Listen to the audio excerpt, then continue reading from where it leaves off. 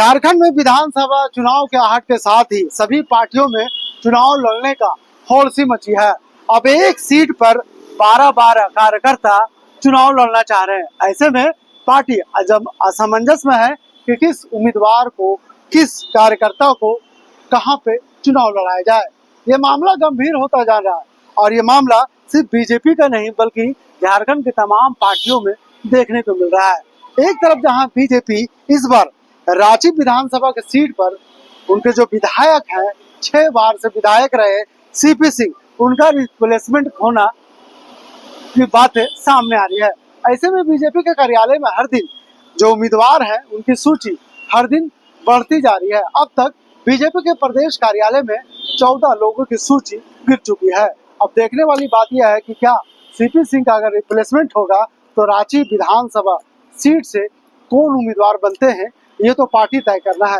लेकिन जिस तरह से हर दिन आवेदन गिर रहे हैं कार्यालय में और देखा जा रहा है कि हर कार्यकर्ता रांची विधानसभा से चुनाव लड़ने का दम भर रहे हैं, लेकिन पार्टी किससे अपना उम्मीदवार बनाती है ये तो विधानसभा चुनाव के घोषणा के बाद ही ये तय हो पाएगा।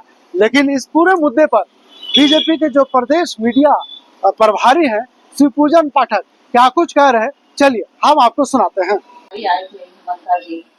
कैसे विधानसभा, अलग अलग विधानसभा सीटों के लिए आवेदन आ रहे हैं, कैसी तैयारी चल रही है, कैसे सिलेक्शन होगा?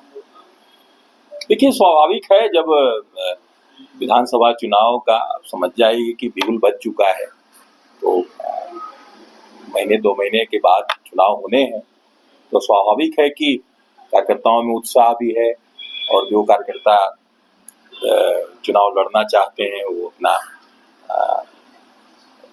सब लोगों से मिलना जुलना भी करते हैं। लेकिन भारतीय जनता पार्टी की एक सांगठनिक व्यवस्था है, लोकतांत्रिक पार्टी है और जो हमारी संवैधानिक व्यवस्था है उसके तहत हमारा प्रदेश नेतृत्व, केंद्रीय नेतृत्व मिल बैठ करके नामों पर विचार करता है। उसके बाद जो चीज़ें सामने आती हैं, जो संगठन की दृष्टि से तय होता है, उस पर सभी कार्यकर्ता मिलकर के उस उम्मीदवार को जिताने के लिए हम लोग प्रयास करते हैं। हमारा मकसद केवल और केवल इस भ्रष्ट और निकम्मी सरकार को हटा करके और एक मजबूत सरकार, एनडीए की सरकार भारतीय जनता पार्टी के नेतृत्व में झारखंड में बनाना, ये हम लोगों की प्राथमिकता है। और इसके लिए जैसा केंद्रीय और प्रदेश नेतृत्व का निर्देश होगा सब लोग उसका पालन करेंगे और चुनाव में हम लोग जाएंगे।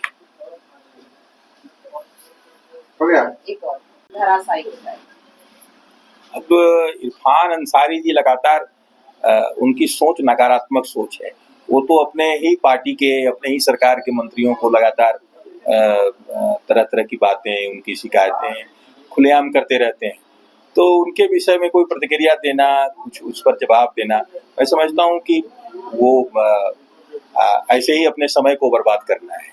इसलिए अच्छा होता कि मंत्री पद मिल गया है और जो महीना 2 महीना उनको समय मिला था कुछ सकारात्मक करते, कुछ कहते कि हाँ जहाँ पुल पुलिया नहीं है वहाँ हम बनवा देंगे। तो वचनम किम दरिद्रता, वचन से तो कम से कम दरिद्र नहीं होते, कुछ ना कुछ करते, बताते कि हम इतना कर देंगे, ऐसे कर देंगे, तब भी जनता समझती कि मंत्री बनने के बाद जितने बनने के लिए व्याकुल थे अब काम करने के लिए नहीं दिख रहे हैं। इसलिए स्वाभाविक है कि अब उनकी बातों का जवाब देना समय को बर्बाद करना है।